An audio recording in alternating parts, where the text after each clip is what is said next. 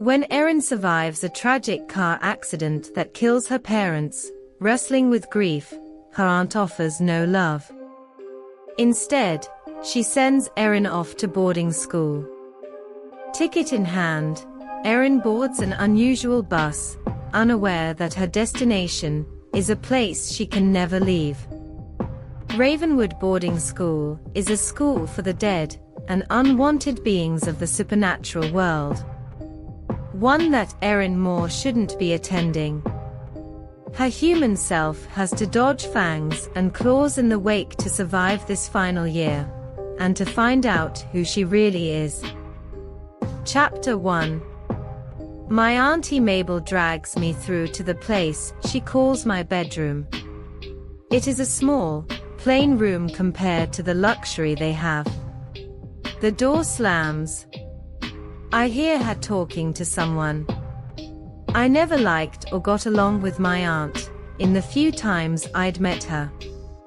But this is torture, having to live with her. Everything that was part of my life is now gone. My friends, my school, my home, my parents. I'm living in a different state with my awful aunt. The old brown leather suitcase fits all of my clothes, just.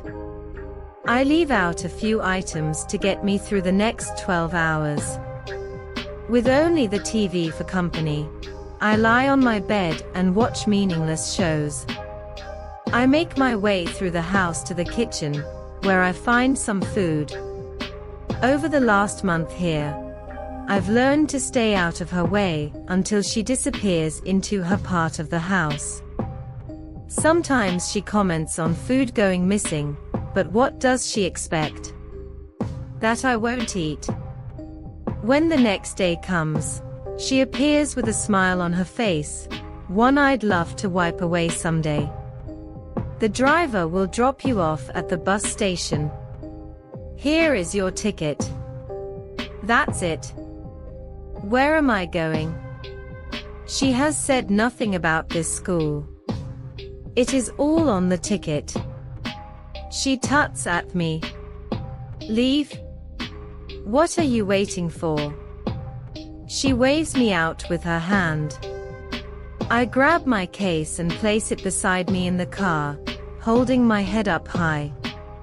There is no goodbye, no see you later. This is a final departure, not that I'd ever want to come back. The drive is long and silent, with the vast landscape stretching out like a muted film. Where the hell is he taking me? When he pulls up outside a small brick building with a bus stop, he opens my door and tells me this is where I get out. Okay then. I clutch my case and chew on my bottom lip. Are you sure this is the right stop? My insides twist with unease. I'm not usually nervous, but this place makes me feel like I shouldn't be here. He gives me a nod, then gets back in and drives off. I push open the door into the building and find an information desk. Finally, someone. Can you tell me when my bus arrives? It doesn't have a time on the ticket. I hand it over. They take it, glance at it, then nod, pointing toward the door I just came through. Okay, thanks. I say, stepping back outside after taking my ticket. Does nobody speak anymore? With a sigh, I drop onto a bench, feeling the rough brick wall against my back. I'm in the middle of nowhere, and I don't even have a phone, because that horrible aunt broke mine. I hug my arms around myself and close my eyes. That's it. I'm going to die out here. When a low hum echoes in the distance, I open my eyes and shield them as I try to see what's coming. A bus comes into view, and thank God. I'm not going to be stranded here all night. It pulls up, and I stand clutching my ticket. This is my way out. The blacked-out windows create a sense of mystery, yet the bus gives off an air of luxury. The door opens with a hiss, and I step back slightly. "Ticket, please," the driver half growls. "Great." A driver in a terrible mood. This is going to be fun, not. With a roll of my eyes, I climb the steps and hand him my ticket. He grimaces, the corners of his mouth turning down as he gives it back. "Backseat. Don't move." That's all he says before the doors hiss shut. I move down the aisle, glancing at the seats as I pass. There isn't a single person here. Am I the first one on? I place my case in the overhead space near the back. He said backseat, but not a specific number.